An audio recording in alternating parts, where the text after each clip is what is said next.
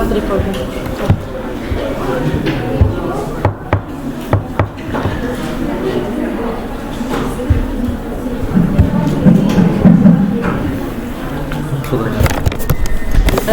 bonjour, aujourd'hui on va voir la conduite à tenir devant une crise hypertensive. C'est une conduite très importante, c'est un motif de consultation très important au niveau des urgences de cardiologie.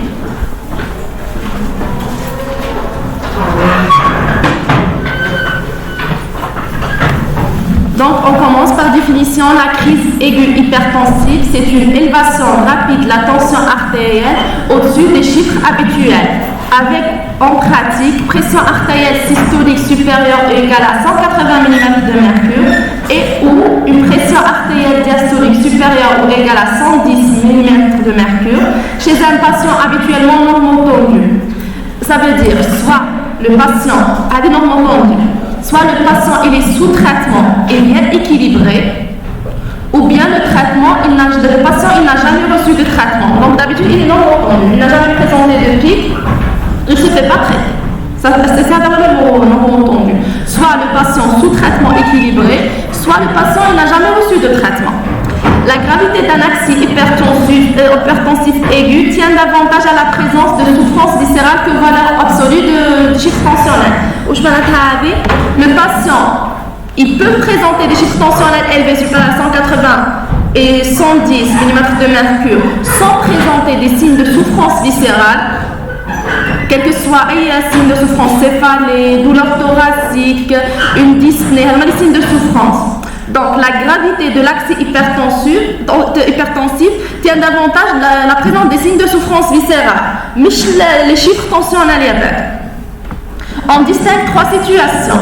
Poussée hypertensive, qui veut dire une élévation de la pression artérielle sans signe de souffrance viscérale.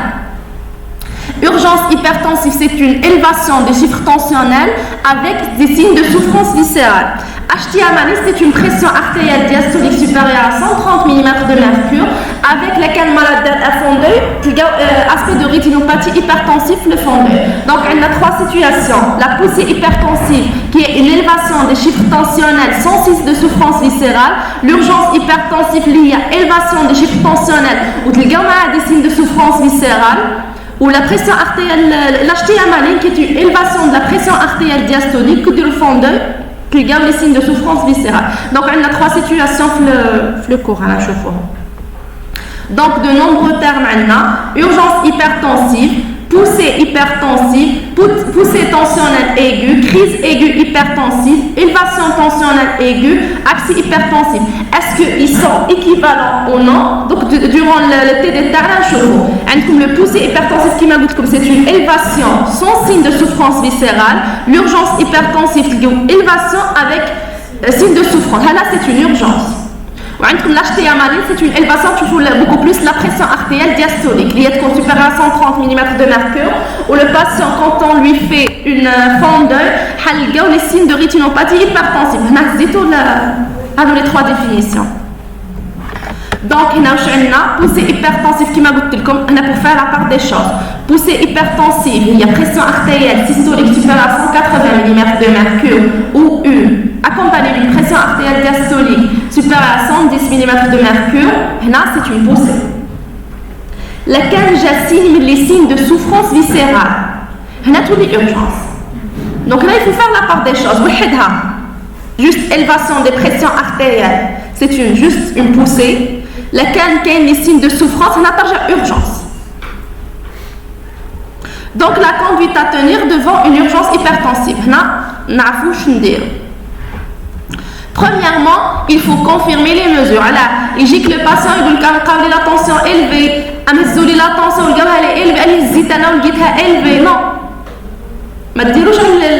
Les dires du patient, il faut confirmer la mesure. Le patient il présente une poussée hypertensive. Donc, plusieurs mesures pour obtenir deux mesures consécutives qui diffèrent de moins de 10 mm de mercure. La mesure, il faut la faire au niveau des deux bras et éliminer une surestimation d'origine technique. Soit le brassard il n'est pas adapté, ou là le patient en situation de stress. Donc, première des choses, le patient, quand il te dit que j'ai une élévation des chiffres tensionnels Premièrement, il faut confirmer ça que le patient il a une élévation des chiffres tensionnels. Confirmer les mesures au niveau des deux membres. Elle a les au niveau des deux membres.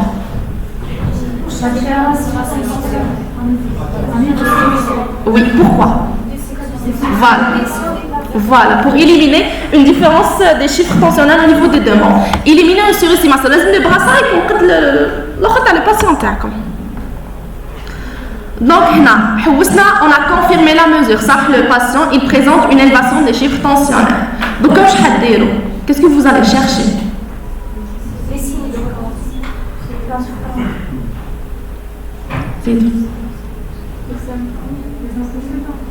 Les facteurs déclenchants. Alors, le patient, la tension. Là, quand le patient qui me trouve chez un patient normalement non entendu, ça veut dire le patient, il n'a jamais présenté des chiffres tensionnels élevés ou là, il est sous traitement. Donc, vous allez chercher, là, le patient, la tension. Donc, facteur déclenchant de la poussée hypertensive, rupture d'un traitement avec effet rebond. Par contre, je peux dire l'effet rebond. L'effet rebond veut dire, le patient, il est sous traitement, il est bien. Tu m'as juste le traitement avec, il dit des chiffres tensionnels plus élevés que les chiffres tensionnels qu'elle présentait avant même le traitement. L'effet rebond a été déclenché directement les pieds.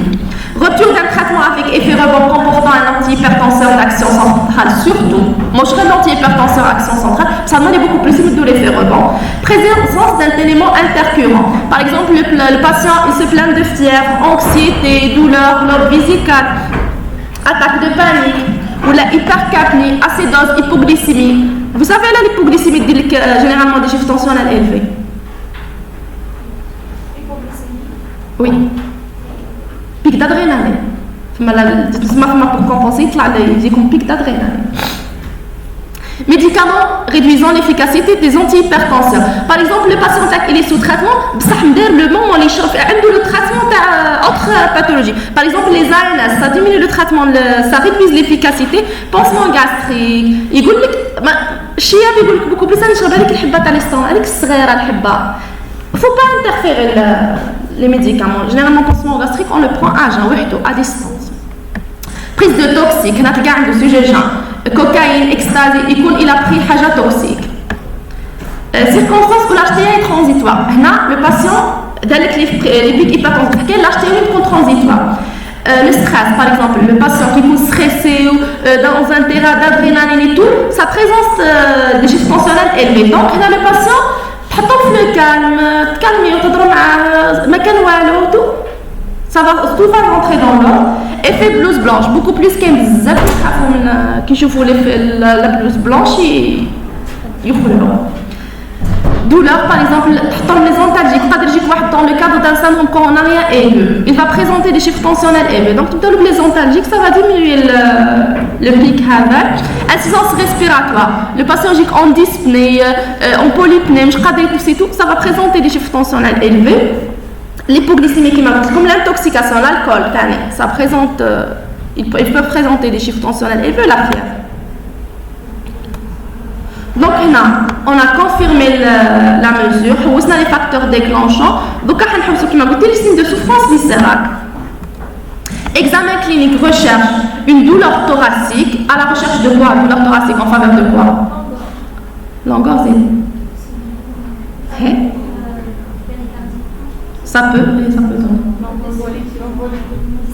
la dissection aortale ça peut donner la douleur thoracique. La dyspnée, les céphalées, les troubles de conscience, diminution de l'acuité visuelle, une asthénie profonde, des crépitations pulmonaires, des signes neurologiques variables. Les signes neurologiques peuvent aller de simples céphalées, moi je juste des petites céphalées, jusqu'à l'altération de l'état de conscience. Donc là, vous allez rechercher l'examen clinique de la patient à l'interrogatoire. Est-ce qu'il y a de la douleur? Est-ce qu'il présente une dyspnée? L'évaluation, consulter le patient. Est-ce qu'il y a des crépitants? L'évaluation neurologique. Est-ce que le patient a des céphalées? Est-ce qu'il y a une altération de l'état de conscience? Là, tout le monde, vous allez chercher les signes. On va dire les examens complémentaires. Premier examen à faire, c'est le CG. Le cas de les signes de souffrance, il faut faire. Enfin, le pic d'HTA, il faut faire un CG. À la recherche d'un syndrome coronarien, un trouble de la population, vous allez faire un ECG. La chimie des urines, تحوسوا la protéinurie examen ionogramme sanguin et bilan rénal ionogramme sanguin تحوسوا ثاني على l'hypocalémie هنا l'ionogramme sanguin يدخل في الdiagnostic تاع الHTA secondaire تحوسوا اسكو les syndromes هذو bilan rénal تشوفوا اسكو كاينه insuffisance rénale تحوسوا على l'altération تاع l'urée créatinine les protéines في الاخر flashing désolé. Un fond d'œil, si c'est accessible, laquelle l'acheter à maline et tout, tu as l'aspect de rétinopathie hypertensive, une TDM cérébrale, mais de l'âge en standard la TDM cérébrale. La TDM cérébrale, sauf si le patient il présente des signes neurologiques, là vous allez faire une TDM cérébrale, radiographie du thorax, à la recherche de quoi? Je trouve ça pour radiothorax. Voilà, tu as aspionnel de papillon, tu as élargissement du médiastin, est-ce que le patient a une dissection? Là, vous allez rechercher la radiothorax. À distance, vous allez faire un bilan étiologique. Donc, le patient G, il te dit, j'ai une élévation des chiffres tensionnels. Premièrement, il faut confirmer la mesure au niveau des deux membres supérieurs. Il faut rechercher, vraiment le patient il est en pic, il faut rechercher les facteurs déclenchants. Après, il faut faire un examen, rechercher les signes de souffrance viscérale. À distance, qui déroule les signes de souffrance viscérale après l'examen TACOM, déroule les examens complémentaires TACOM. En urgence, il faut faire un ECG, ionogramme sanguin, bilan rénal, chimie des irides, radiothorax, voilà, laquelle le patient il présente des signes déficitaires, vous allez faire une TDM cérébrale. À distance, déroule le bilan étiologique de le patient. Donc, on a les différentes présentations cliniques. On a trois situations. On a la poussée hypertensive, l'urgence hypertensive ou l'HTA malée.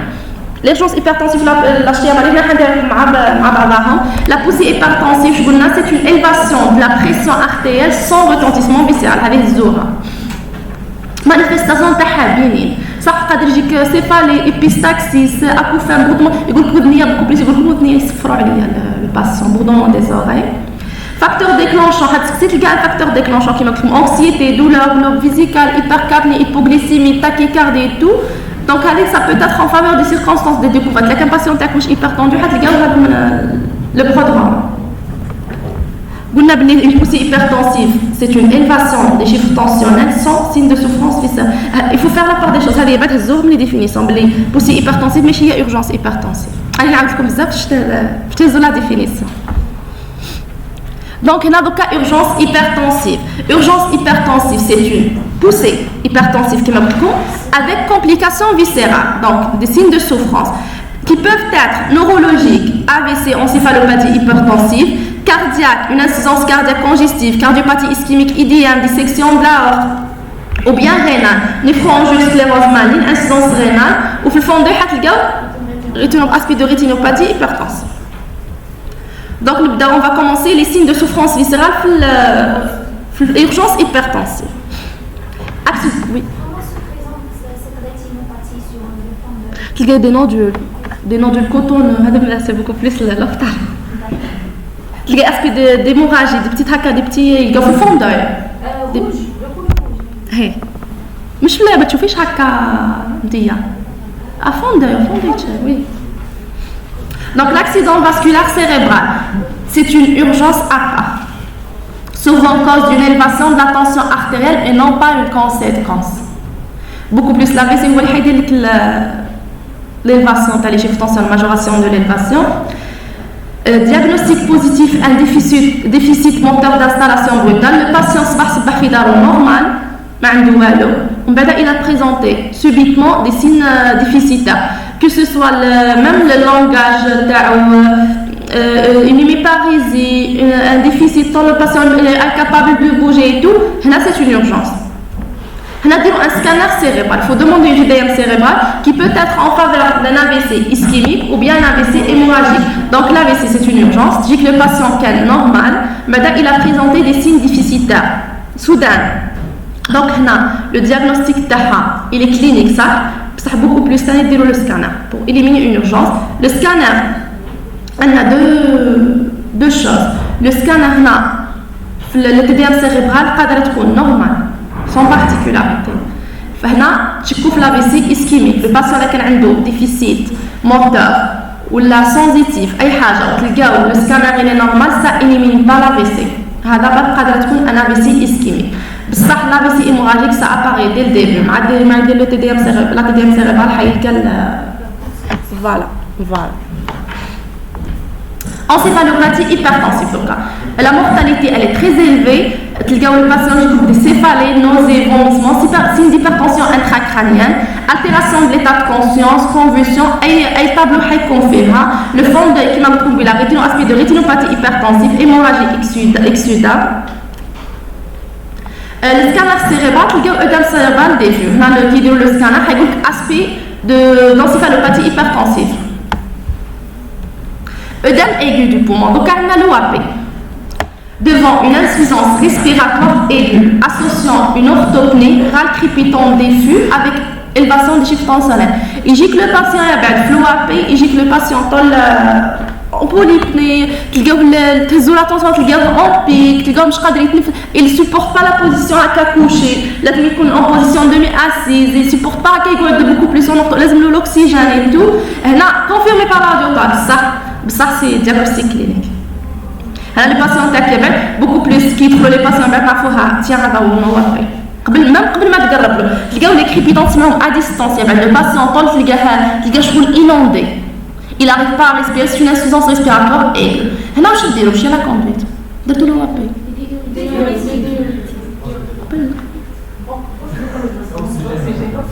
L'oxygène c'est une urgence. Là, le patient avec ses sources d'oxygène, sinon il y a une asphyxie, c'est bon, il y a une Là, le patient en position semi-assise, la qualité en position position semi-assise, l'oxygène, ça la conduite.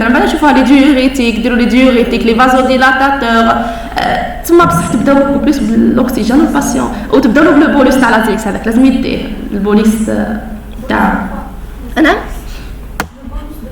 la Zilix, furosémine, لازم نديروا له امبوليس de furosémine. En IVD.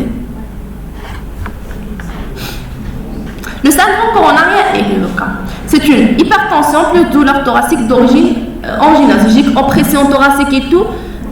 Il déclare pas, beaucoup plus, il déclare la douleur. Tout le monde le patient, il est en élévation des chiffres tensionnels. Le CG, bien sûr, trouve la apparition des faits, soit un sous-décalage ou un sus-décalage.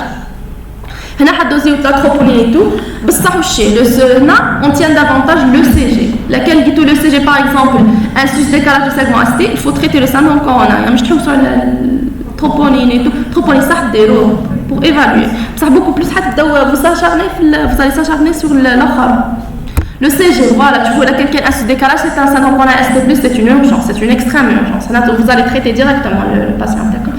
Certes que quand tu as traité le patient, il faut le thrombolyser, le thrombolytique. Les thrombolytiques malpic, ça ne marche pas. Vous essayez de diminuer les chiffres tensionnels des patients comme le thrombolytique. C'est une contre-indication. Mais contre-indication, mais ça provoque des complications. Quand le patient il est en pic, même 180, 110, t'injecter les thrombolytiques et tout, il a AVC, tout simplement. Il a hémorragie quelque part. La dissection, c'est une urgence. On ne va pas rater. Donc c'est une véritable urgence, elle est médico-chirurgicale, elle a une goal. Médico-chirurgicale parce qu'il y a deux types, type A, type B. Les traitements juste médical. Ascendant, c'est une urgence chirurgicale. Le patient va le service de chirurgie cardiaque. 2% de mortalité par heure pendant les 24 heures, les 24 premières heures. Le patient a des la dissection aortique. HTA plus douleur thoracique et radio au dos. Beaucoup plus, il décrit la douleur le dos. Il dit que j'ai une douleur migratrice. C'est trop gelé maintenant. C'est une douleur très atroce. Ma réponse est loin. Parce que là, on va la douleur dans la dissection. Je ne fais la douleur est atroce, irradie vers le dos. Fi le patient, la douleur qui خلص le patient glycémique. Une fois la dissection تحبس, la dissection تبدا تهبط تقيس les artères كي تقيس كلش تحبس صاي. ولا douleur يبان تروح. هنا واش حديروا تلقاو اسيميتري دي بو اي دي تونسيون ارتيريال لا تونسيون تلقاوها في ان ممبر زيد في ان ممبر زيد زيدوا شي حاجه كاركتيرستيك اللي قاعده تلقاوها في لا ديسكسيون اورتيك le souffle d'insuffisance aortique voilà confirmation par l'échocardiographie لو كتحطوا له باكلاسون دي كواد في واحد تلقاو لو فلاب تاع لا روبتور هذيك انتيمال le TO, angioscanner, angio-IRM.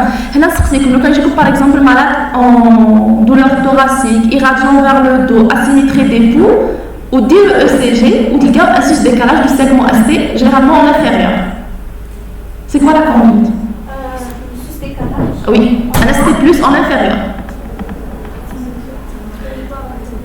Il y a le patient en douleur thoracique, il décrit la douleur de la dissection aortique. Il y a la douleur, elle est intense. Ou il y a le patient en asymétrie tensionnelle, le pouls asymétrique, ou il y a le souffle d'insuffisance aortique. Un asymétrique, il y a le patient en sus-décalage du segment ST. C'est quoi la conduite?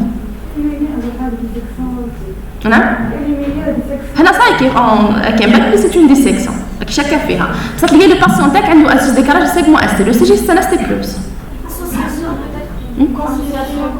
Et le traitement, la conduite.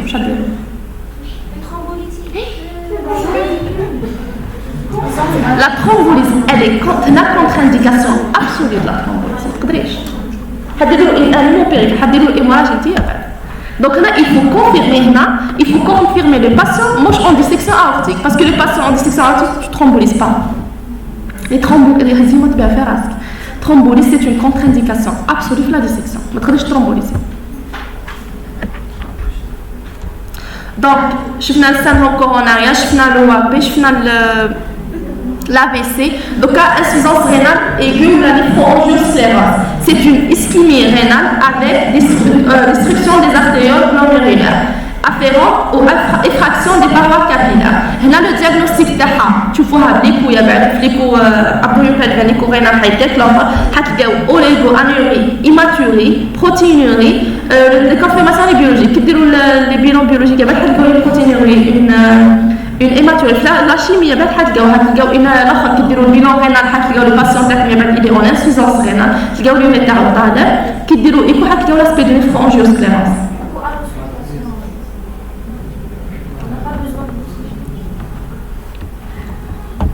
Autre situation, donc c'est une situation des urgences hypertenses, c'est une particularité. Hypertension artérielle, tu fais le pression artérielle diastolique supérieure à 130 mm de mercure. Il y a qui dure le fond d'œil, le fond d'œil est accessible en urgence, lequel n'est pas accessible, accessible. Le fond d'œil, il y a stade 3, hémorragie exudable, la stade 4, hémorragie exudable plus un œdème papillaire. L'aspect à le fond d'œil. L'urgence hypertensive. Vous dites que les aspects de œdème papillaire, hémorragie exudable. Dans cas particulier, donc, l'éclampsie. Et cas particulier, l'éclampsie, c'est une HTA au cours de la grossesse. J'ai beaucoup plus le 3e trimestre de grossesse.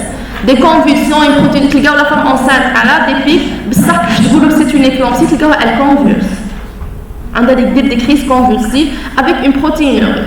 Elle reste la deuxième cause de mortalité maternelle dans les pays développés. C'est une urgence, la gynécologie, c'est une urgence, l'éclampsie. La conduite, je dirais, il y a sulfate de magnésium, je crois que les conduites, sulfate de magnésium avec extraction fœtale en urgence, dans le cadre de l'urgence. J'ai fait le 3e trimestre. Le cas où tu ne fais pas une extraction fœtale en urgence, tu engages le pronostic vital, tu as les deux, la maman et le fœtus. Vas-y, touche oui. Oui. Quand vous avez pas pensé à la femme, vous pouvez dire accouchement, c'est le 3e trimestre. مش كل l'oxane تقدر تمديه. Donc à la conduite thérapeutique, فهمتوا دوكا la partie الاولى باللي كي يجيك patient on يقول لك j'ai un pic tensionnel, il faut confirmer la mesure la mesure au niveau des deux bras, rechercher un facteur déclenchant, qu'est-ce qui a déclenché. هنا في l'interrogatoire يا تعرفوا est-ce que ما شربتش تريتمون تاعك، est-ce que باش ما تشرب عندك الدواء تشربوا مع le traitement تاعك في le moment يابان، est-ce que en état de stress, est-ce que beaucoup plus les gens يكونوا en état les gens qui ont beaucoup plus تما يتشكوا في la prise de toxique ثاني عند les gens qui يجيك en pic hypertensif. Quand vous confirmez la mesure, vous allez faire un examen clinique. Alors, je vais vous est-ce que c'est une poussée ou la caïne des signes de souffrance ou les urgences hypertensives. Les examens complémentaires qui comportent le CG, la chimie du sérum, ionogramme sanguin, bilan rénal, un fond d'œil, lequel le patient il présente des signes, voilà, une HTML, TDM cérébral, lequel le patient il présente des signes déficitaires, signes neurologiques, voilà. On va la pathologie là il y a beaucoup plus l'urgence, la poussée hypertensive c'est une élévation, l'urgence hypertensive ma racine de souffrance viscérale. Donc la conduite thérapeutique, le de la poussée hypertensive. Maintenant il faut faire la part des choses. Pas d'urgence de traitement. Alors on ne traite pas la poussée hypertensive en urgence. Ah? Moi je risque d'hypotension.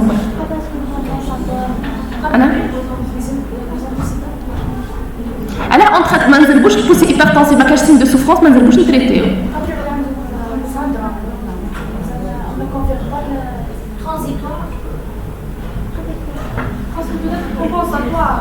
لا c'est facile si tu vas traiter تحكي لي بالاخر اللوكسان تضربي le patient تبغي تهبطي له لاطونس لازم تهبط non حترجعها une urgence hypertensive. Ça provoque l'ischémie chez le patient. L'atteinte, tu vas aggraver le tableau avec le patient. Le patient, la tension elle est à 180, 100, tu vas même pas 2 minutes, 3 minutes, tu vas à 120. On a des lipoperfusions partout, c'est tout. On a le corps il s'est adapté, la tension est élevée, tu vas directement. Certes, il y a des cas, oui, mais tu as l'ischémie, tu vas la tension, comme je vous dis. Ça, qui est une simple poussée.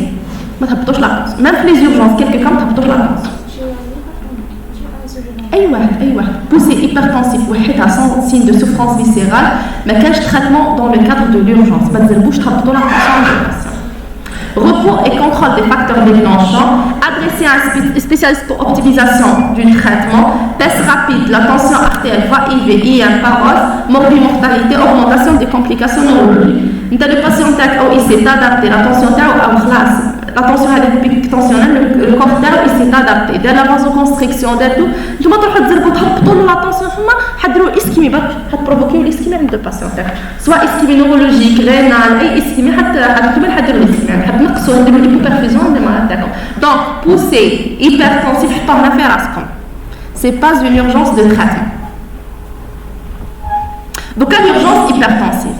La conduite à tenir devant une urgence hypertensive, la première des choses, l'hospitalisation. Objectif, il ne pas chercher à normaliser la tension artérielle. Ma tzirbouche, قال en urgence hypertensive ou AVC لازم نضرب نهبط la tension. Non. ما تضربوش تهبط la tension. L'objectif recommandé, c'est une réduction de 25% de la pression artérielle moyenne en quelques minutes à 2 heures. تهبطوا la pression artérielle moyenne. Donc, 160 100 تهبطوها شويه à 160 100 on perd graduellement de 2 à 6 heures. Un tel objectif ne peut être atteint que par voie IV. On a la pousse seringue électrique. L'oxane, la pousse seringue électrique. On a le seul antihypertenseur les plus utilisés, c'est l'oxane. L'oxane, oui. Les cardipides. Une baisse précipitée de la pression artérielle peut induire ou aggraver une ischémie rénale cérébrale ou myocardique. Donc, il y a une poussée hypertensive. Le traitement n'est pas une urgence. ما تبداوش تريتيو en urgence. Il faut calculer. تقول patient اللي تعاود تهزها له من بعد calculer les facteurs déclenchants. On ne traite pas le patient en urgence. Poussée hypertensive. L'urgence hypertensive. كاين un seul cas ou كاين cas ثاني plus ou moins اللي لازم نهبطوا فيهم la tension chez moi. L'urgence hypertensive, هنا بنكتب لك هبطوا 25% بعد تهبطوها doucement من 2 à 6 heures توصلوها 160 et 100 بصح واش هو لو كان اللي لازم تزربوا تهبطوا la tension فيه. شتي هاد الحكايه تاع باس غادي قلت لكم بلي لازم نديروا 25% نهبطوها لي 2 بروميير اور ومن بعد نوصلوها غرادويلمون بالعقل من 2 à 6 heures نهبطوها بصح واش هو لو كا وين il faut baisser les chiffres tensionnels en urgence. هنا ما تهمكش هذه الحكايه تاع 25%. واش من عقل واش من urgence اللي قاعده تكون AVC plus ou moins واش من AVC hémorragique تهبطوا فيها وي زيدوا لا ليمفايسي hémorragique. ماشي نورولوجي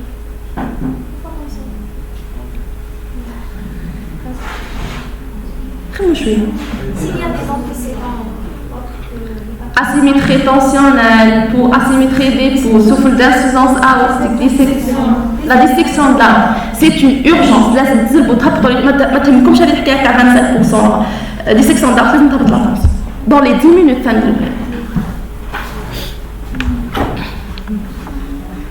Donc, la poussée hypertensive, ce n'est pas une urgence de traitement médical. La tension, c'est faire normal.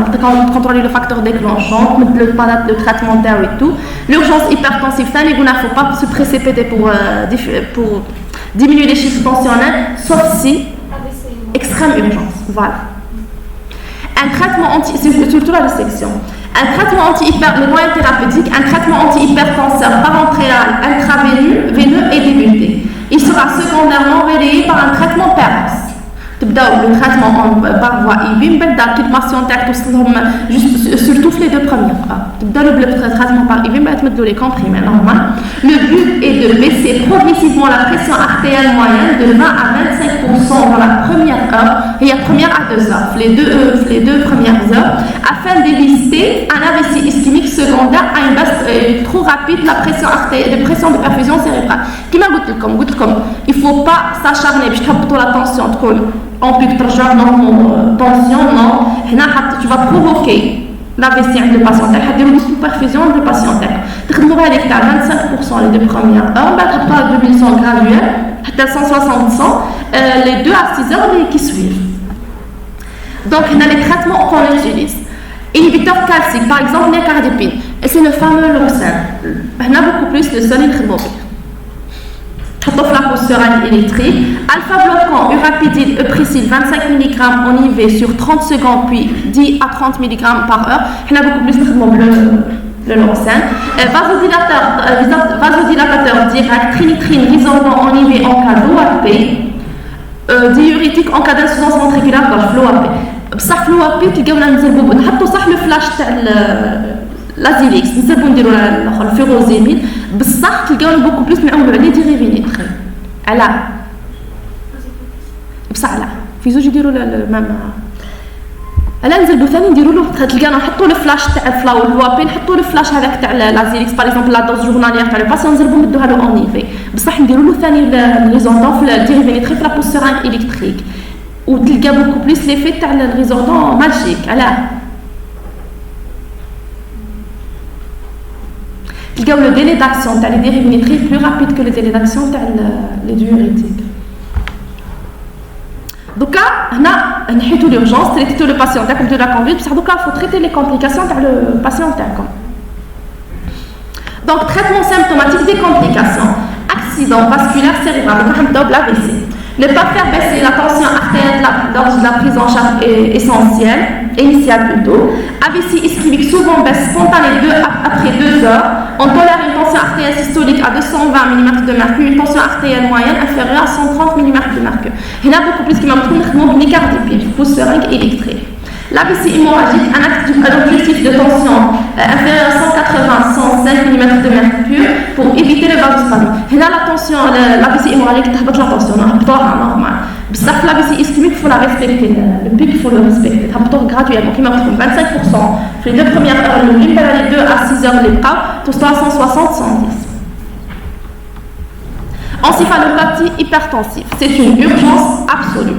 La baisse d'Inaya qui va dans la conduite à 25%, on va aller de 6 heures, tout cela à 160-110. On a trouvé une cardipine, urapidine, nitroprusiate de sodium. Ça va beaucoup plus, on travaille avec l'oxane. Œdème aigu du poumon. Donc, on dit la conduite à tenir devant un OAP.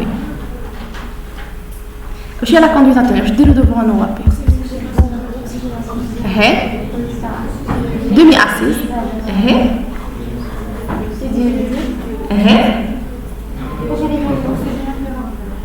Oxygénothérapie. Position. Demi-assise du patient. La sonde urinaire, elle est primordiale pour l'OAP. La sonde urinaire. Parce que là, le patient a des diurétiques, il faut l'équilibre. La surcharge, تسمع عليها لازم ديروا لا سونت اورينير. الاخر لازم الفيروزيميد تحطوا له لا دوز جورناليير تاعو. فيروزيميد في لي بواط سي ان دوزاج تاعها 40 ملغ.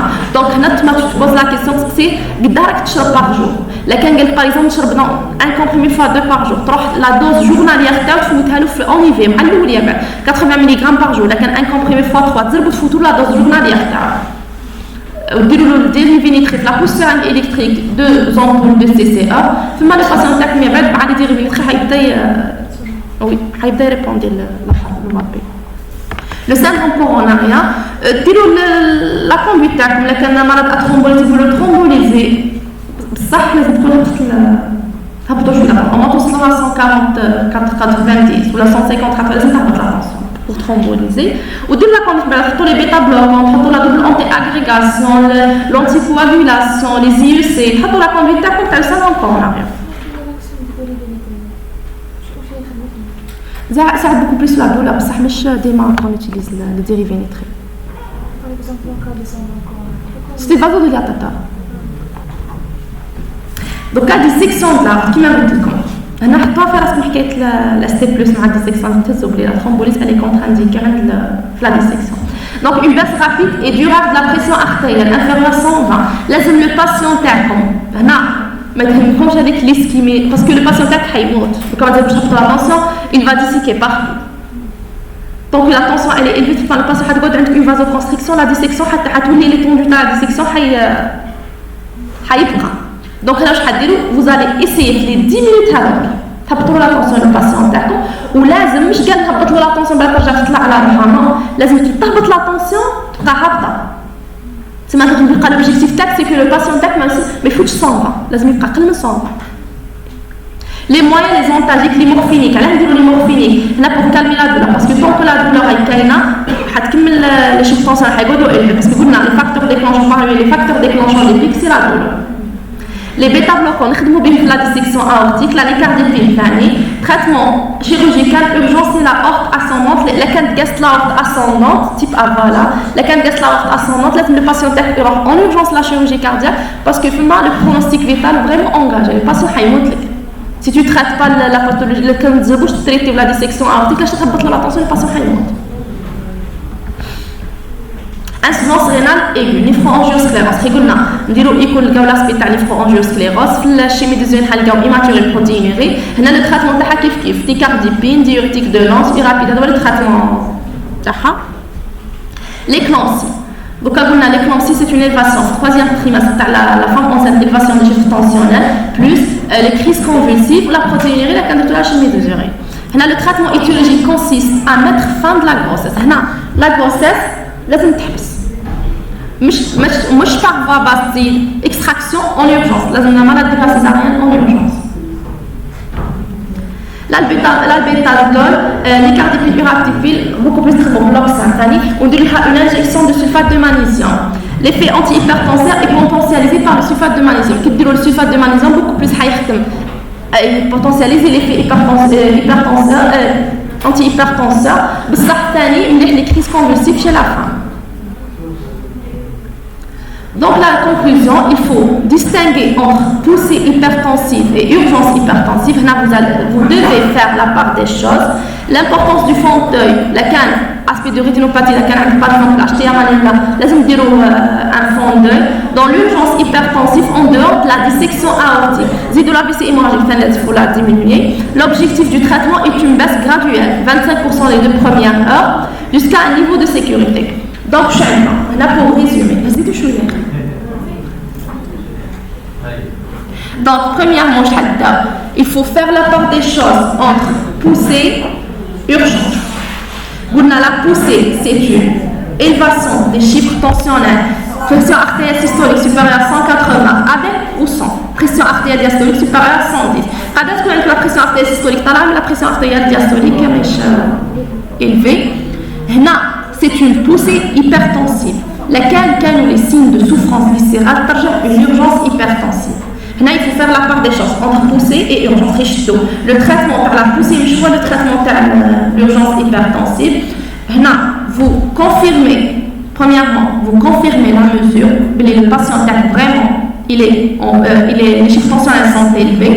هنا pour classer est-ce que c'est une poussée ou là c'est une urgence c'est premièrement sur les facteurs déclenchants. Qu'est-ce qui a déclenché? Quels sont les signes de souffrance cérébrale? Les céphalées, la dyspnée, les troubles neurologiques, les déficits neurologiques, il y a beaucoup de signes de souffrance viscérale. Donc, vous recherchez un facteur déclenchant, rupture de traitement chez le patient, état de stress, que ce soit stress, effet blouse blanche, ou le patient est stressé, hypoglycémie, hypercapnie, globe vésical. Est-ce que le patient il a pris un traitement interféron efficace, un traitement antihypertenseur? Est-ce que le patient il a pris des toxiques? La sur les facteurs déclenchants, les signes de souffrance viscérale, douleur thoracique, un syndrome coronarien, dissection aortique, nous sommes à la dyspnée, donc beaucoup plus de l'OAP, le patient, nous sommes les signes déficitaires, les déficits moteurs, la sensitive, les signes déficitaires nous sommes le patient. Nous les examens complémentaires, le CG, ionogramme sanguin, bilan rénal, chimie des urines, un fond d'œil, le patient a la rétinopathie hypertensive, TDM cérébral, le patient il présente des signes déficitaires, ou à distance, vous allez faire le bilan étiologique de l'HTA TELCOM. On va dire poussée, urgence. La poussée, on ne traite pas, le traitement, ce n'est pas une urgence. Les chiffres tensionnels élevés que traiter ou dire une urgence hypertensive. Là, on préfère laisser le patient à l'aise, le calme, nous prendre ton traitement et tout, que le traitement, nous allons la tension avec tout ça, 180 par 120 non. هنا le patient حتى بعد حق جاك بسبب البوسي جاك باب راسو يضر فيه ما كاينش حاجه تسمى اون اورجونس عند الباب انت حتبروفوكي لورجونس عند الباسيون تاعك حدير له لي بوبرفيزيون حتبروفوكي له لا.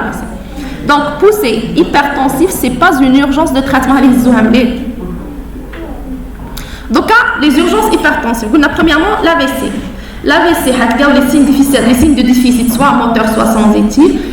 يجيك le patient يقول صباح non صباح كان مليح بعد خلاص il a présenté une aphasie, altération par exemple déficit moteur et tout. Vous faites une TDM cérébrale باش تشوفوا est-ce que le patient تاعكم كان AVC ولا لا. قلنا قادره تلقاو TDM cérébrale normal dans l'AVC ischémique وقادره تكون في l'hémorragique تلقاوها anormal dès le début. بصح l'AVC ischémique تلقاوها في les premières 24 heures تكون normal.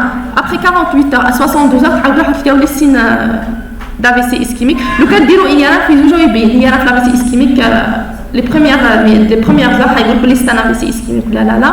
L'OAP قلنا la position demi حيجيك les patients en dyspnée, insuffisance respiratoire aiguë, peut-être des râles crépitants et tout à distance صح قادر ديروا radio thorax باش تشوفوا.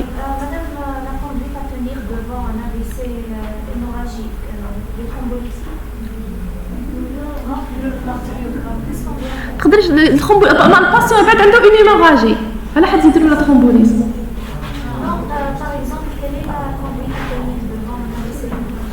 كيما صوتها شي تصل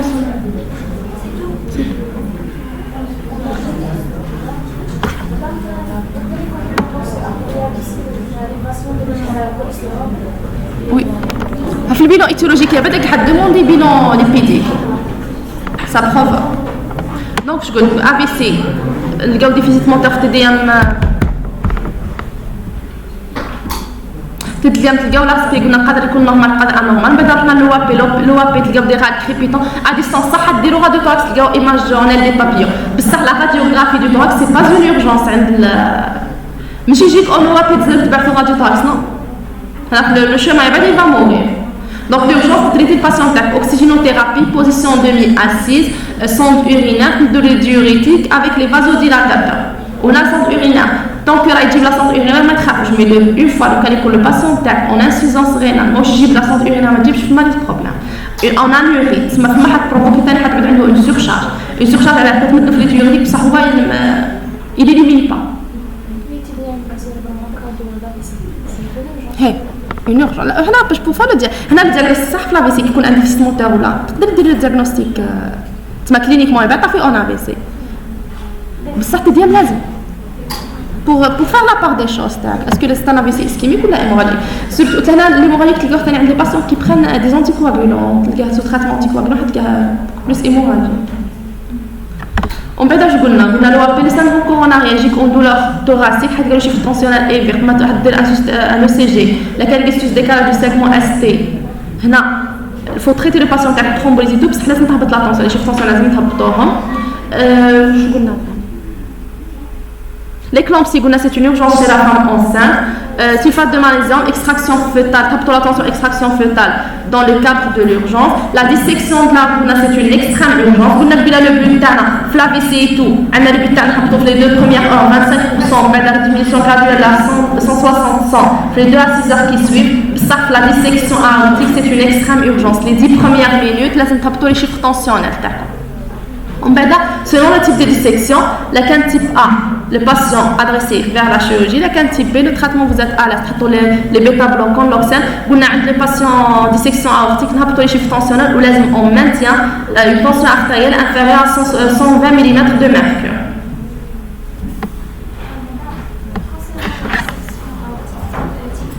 Elle peut régresser d'elle-même, par exemple, on n'a pas